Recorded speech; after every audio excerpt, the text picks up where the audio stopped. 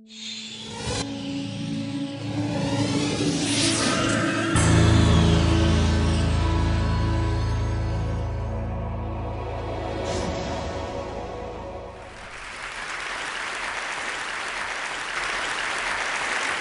you. I have to tell you, I'm both challenged and excited. My excitement is I get a chance to give something back. My challenge is the shortest seminar I usually do is 50 hours.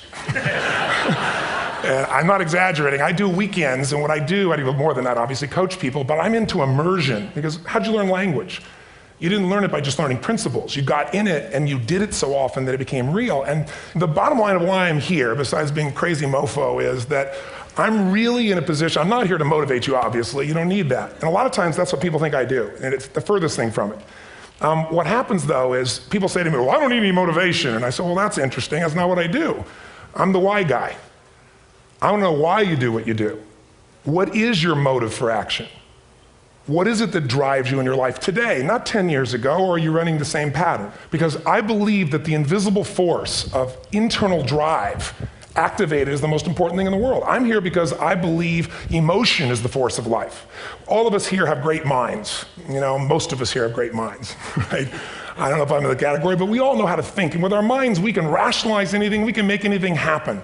We can, I agree with what was described a few days ago about this idea that people work in their self-interest. But we all know that that's bullshit at times. You don't work in your self-interest all the time. Because when emotion comes into it, the wiring changes in the way it functions. And so it's wonderful for us to think intellectually about how the life of the world is, and especially those who are very smart. We can play this game in our head, but I really want to know what's driving you. And what I'd like to maybe invite you to do by the end of this talk is explore where you are today for two reasons. One, so that you can contribute more. And two, so that hopefully we can not just understand other people more, but maybe appreciate them more and create the kinds of connections that can stop some of the challenges that we face in our society today. They're only going to get magnified by the very technology that's connecting us, because it's making us intersect. And that intersection doesn't always create the view of everybody now understands everybody and everybody appreciates everybody. So I've had an obsession basically for 30 years. And that obsession has been what makes the difference in the quality of people's lives? What makes a difference in their performance? Because that's what I got hired to do. I got to produce the result now. That's what I've done for 30 years. I get the phone call when the athlete is burning down on national television and they were ahead by 5 strokes and now they can't get back on the course. And I got to do something right now to get the result or nothing matters. I get the phone call when the child is going to commit suicide, and I got to do something right now. And in 29 years, I'm very grateful to tell you I've never lost one in 29 years. It doesn't mean I won't someday, but I haven't done it. And the reason is an understanding of these human needs that I want to talk to you about. So when I get those calls about performance, that's one thing, like how do you make a change? But also, I'm looking to see what is it that's shaping that person's ability to contribute, to do something beyond themselves. So maybe the real question is, you know, I look at life and say there's 2 master lessons. One is there's the science of achievement, which almost everyone in this room has mastered to an amazing extent. That's how do you take the invisible and make it visible, right? How do you take what you dream about and make it happen, whether it be your business, your contribution to society, money, whatever it is for you, your body, your family. But the other lesson of life that is rarely mastered is the art of fulfillment. Because science is easy, right? We know the rules, you write the code, you follow those, and you get the result. Once you know the game, you just, you up the ante, don't you? But when it comes to fulfillment, that's an art. And the reason is it's about appreciation and it's about contribution. You can only feel so much by yourself. So I've had an interesting laboratory to try to answer the question of the real question, which is what's the difference in somebody's life if you look at somebody like those people that you've given everything to, like all the resources they say they need. You gave them not a $100 computer, you gave them the best computer. You gave them love, you gave them joy, you were there to comfort them. And those people very often, and you know some of them I'm sure, end up the rest of their life with all this love, education, money, and background, spending their life going in and out of rehab. And then you meet people that have been through ultimate pain, psychologically, sexually, spiritually, emotionally abused, and not always, but often they become some of the people that contribute the most to society. So the question we got to ask ourselves really is, what is it?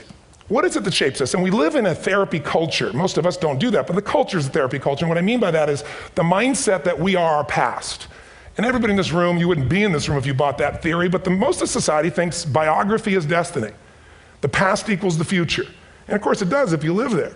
But what people in this room know, and what we have to remind ourselves though, because you can know something intellectually, you can know what to do and then not use it, not apply it.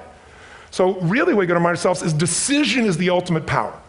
That's what it really is. Now, when you ask people, have you failed to achieve something? How many have ever failed to achieve something significant in your life? Say aye. Thanks for the interaction on a high level there. But if you ask people, why didn't you achieve something? Somebody who's working for you, or a partner, or even yourself, and you failed to achieve a goal, what's the reason people say they failed to achieve? What do they tell you? Didn't know enough, didn't have the knowledge, didn't have the money, didn't have the time, didn't have the technology, I didn't have the right manager. Didn't have the Supreme Court.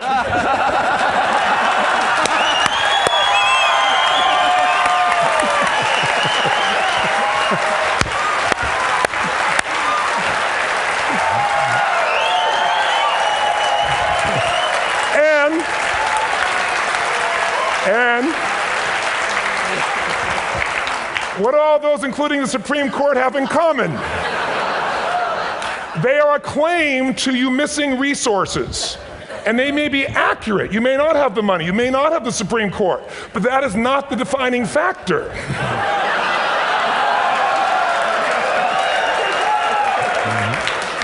And you correct me if I'm wrong. The defining factor is never resources, it's resourcefulness. And what I mean specifically, rather than just some phrase, is if you have emotion, human emotion, something that I experienced from you day before yesterday at a level that is as profound as I've ever experienced, and if you'd communicated with that emotion, I believe you would have beat his ass and won.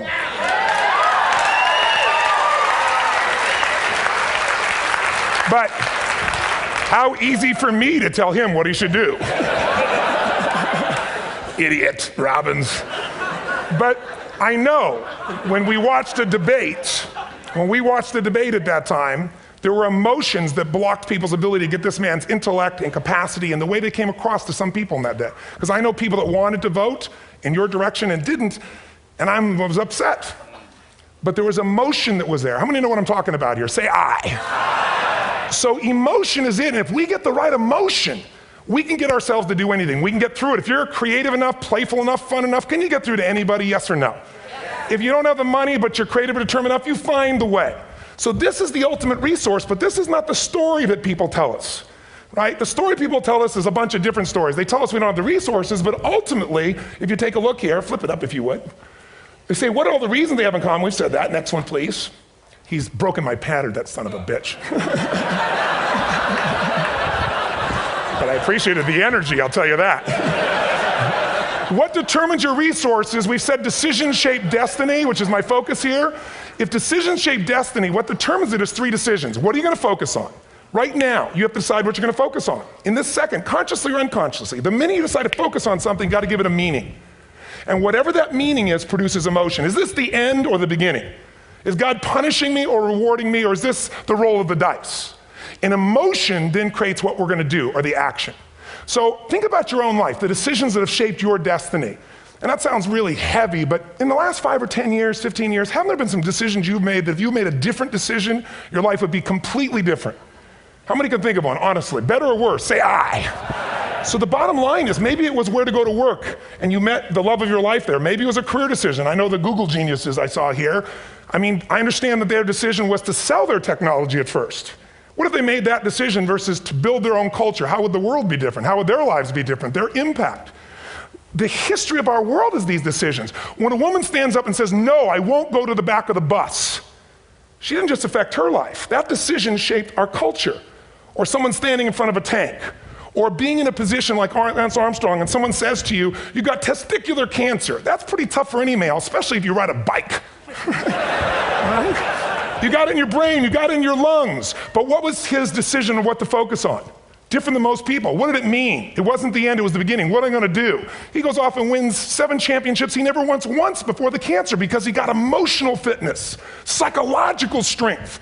That's the difference in human beings that I've seen of the 3 million I've been around. Because that's about my lab. I've had 3 million people from 80 different countries that I've had a chance to interact with over the last 29 years. And after a while, patterns become obvious. You see that South America and Africa may be connected in a certain way, right? Other people say, oh, that sounds ridiculous. It's simple. So what shaped Lance, what shapes you? 2 invisible forces, very quickly. 1, state. We all have had times. Have you had a time you did something and after you did it, you thought to yourself, I can't believe I said that. I can't believe I did that. That was so stupid. Who's been there? Say aye. Have you ever done something after you do it, you go, that was me. right? It wasn't your ability, it was your state. Your model of the world is what shapes you long term. Your model of the world is the filter. That's what's shaping us. That's what makes people make decisions. When we want to influence somebody, we got to know what already influences them. And it's made up of 3 parts, I believe. First, what's your target? What are you after? Which I believe it's not your desires. You can get your desires to goals. How many of you got a goal, desire, and thought, is this all there is? How many been there? Say aye. So it's needs we have. I believe there are 6 human needs. Second, once you know what the target that's driving you is, and you uncover it for the truth, you don't form it, you uncover it. Then you find out what's your map. What's the belief systems that are telling you how to get those needs?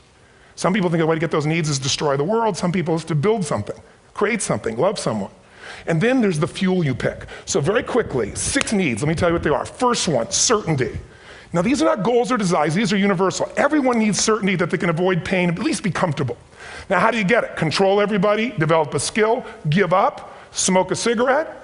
And if you got totally certain, ironically, even though we all need that, like if you're not certain about your health or your children or money, you don't think about much more. You're not sure the ceiling's gonna hold up, you're gonna listen to any speaker.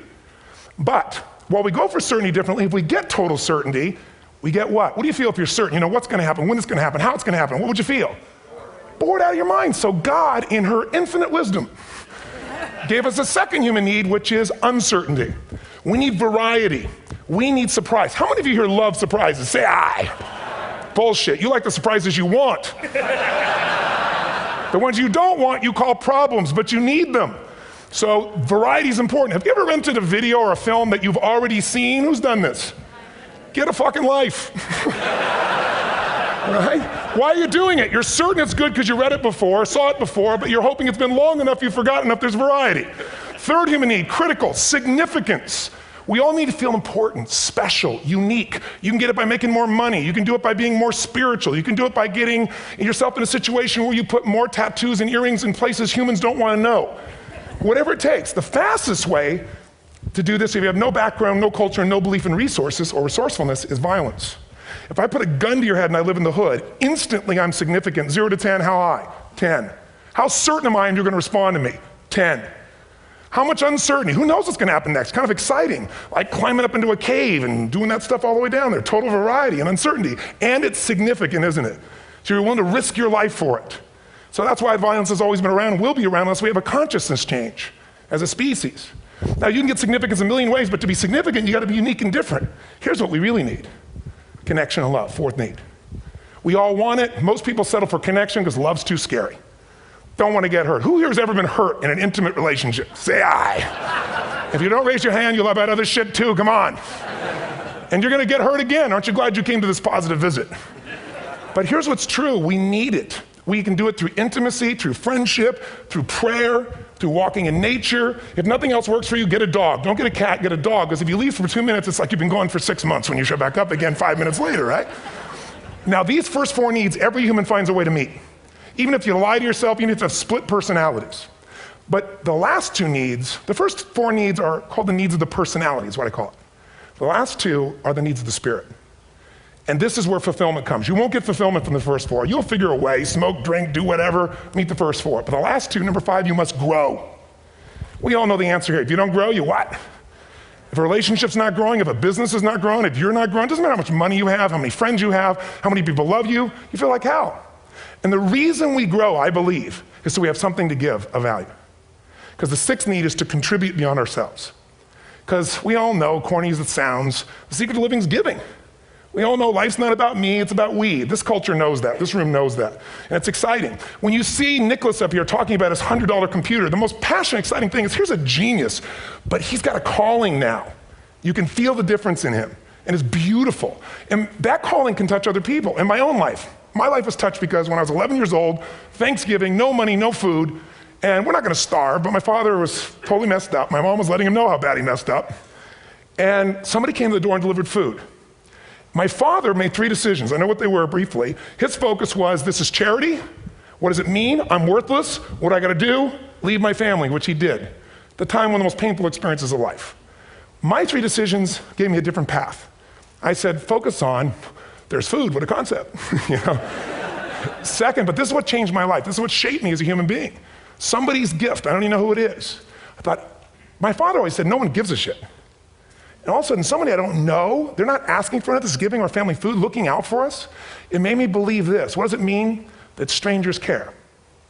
And what that made me decide is if strangers care about me and my family, I care about them. What am I gonna do? I'm gonna do something to make a difference. So when I was 17, I went out one day on Thanksgiving. It was my target for years, have enough money to feed 2 families. Most fun thing I ever did in my life, most moving. Then next year I did 4, and I didn't tell anybody what I was doing. Next year, 8. I wasn't doing it for brownie points, but after 8, I thought, shit, I could use some help. So sure enough, I went out, and what did I do? I got my friends involved, and I grew companies, and then I got 11 companies, and I built a foundation.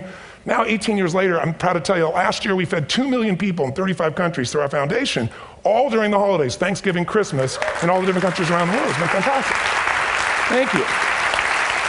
So I don't tell you that to brag, I tell you because I'm proud of human beings because they get excited to contribute once they've had the chance to experience it, not talk about it. So finally, I'm about out of time, the target that shapes you, here's what's different about people. We have the same needs, but are you a certainty freak? Is that what you value most, or uncertainty? This man here couldn't be a certainty freak if he climbed through those caves. Are you driven by significance or love? We all need all 6, but whatever your lead system is tilts you in a different direction. And as you move in a direction, you have a destination or destiny. The second piece is the map. Think of that as the operating system tells you how to get there. And some people's map is, I'm gonna save lives even if I die for other people, and they're a fireman, somebody else says, I'm gonna kill people to do it. They're trying to meet the same needs of significance, right? They want to honor God or honor their family, but they have a different map. And there are 7 different beliefs. I can't go through them because I'm done. The last piece is emotion. I say one of the parts of the map is like time. Some people's idea of a long time is 100 years. Somebody else says is 3 seconds, which is what I have. And the last one I've already mentioned that felt you. If you got a target and you got a map, and let's say, I can't use Google because I love maps, and they haven't made it good for Macs yet. So if you use MapQuest, how many have made this fatal mistake of using MapQuest at some time? You use this thing and you don't get there. Well, imagine if your beliefs guarantee you can never get to where you want to go. The last thing is emotion. Now here's what I'll tell you about emotion. There are 6,000 emotions that we all have words for in the English language, which is a linguistic representation, right? It changes by language. But if your dominant emotions, if I have more time, I have 20,000 people or 1,000, and I have them write down all the emotions that they experience in an average week. And I give them as long as they need. And on one side, they write empowering emotions, the other is disempowering. Guess how many emotions people experience? Less than 12. And half of those make them feel like shit. So they got 5 or 6 good frickin' feelings, right? It's like they feel happy, happy, excited, oh shit, frustrated, overwhelmed, depressed. How many of you know somebody who no matter what happens finds a way to get pissed off? How many know somebody like this? Or no matter what happens, they find a way to be happy or excited. How many know somebody like this? Come on. When 9/11 happened, and I'll finish with this, I was in Hawaii. I was with 2,000 people from 45 countries. We were translating 4 languages simultaneously for a program that I was conducting for a week. The night before was called Emotional Mastery. I got up, had no plan for this, and I said, we had all this fireworks, I do crazy shit, fun stuff. And then at the end I stopped, and I had this plan I was gonna say, but I never do what I'm gonna say. And all of a sudden I said, when do people really start to live? When they face death. And then I went through this whole thing about if you were gonna get off this island, if 9 days from now you were gonna die, who would you call, what would you say, what would you do? One woman, well that night is when 9/11 happened. One woman had come to the seminar, and when she came there, her previous boyfriend had been kidnapped and murdered.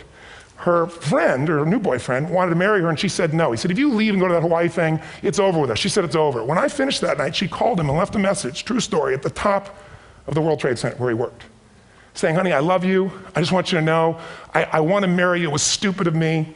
She was asleep, because it was 3 a.m. for us, when he called her back from the top and said, honey, I can't tell you what this means. He said, I don't know how to tell you this, but you give me the greatest gift, because I'm going to die. And she played the recording for us in the room. She was on Larry King later. And he said, you're probably wondering how on earth this could happen to you twice. And he said, all I can say to you is, this must be God's message to you, honey. From now on, every day, give your all, love your all. Don't let anything ever stop you. She finishes, and a man stands up and he says, I'm from Pakistan, I'm a Muslim. I'd love to hold your hand and say I'm sorry, but frankly, this is retribution. I can't tell you the rest because I'm out of time.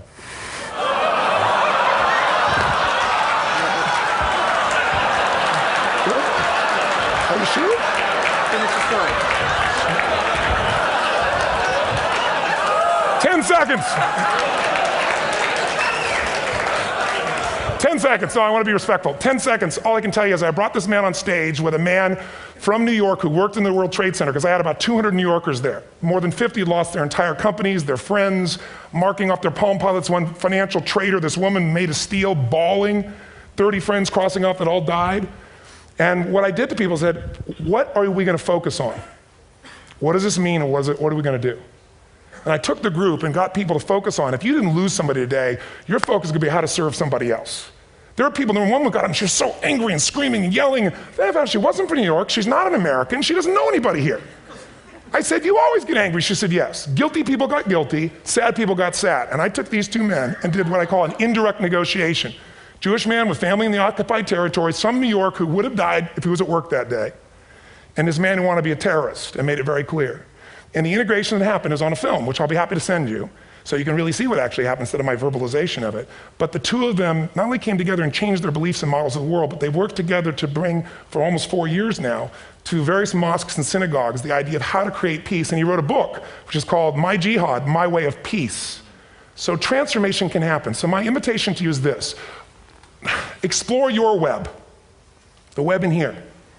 The needs, the beliefs, the emotions that are controlling you, for two reasons. So there's more of you to give. Achieve too, we all want to do it, but I mean give, because that's what's going to fill you up. And secondly, so you can appreciate, not just understand, that's intellectual, that's mind, but appreciate what's driving other people. It's the only way our world's going to change. God bless you, thank you, I hope this will serve. Tony Robbins.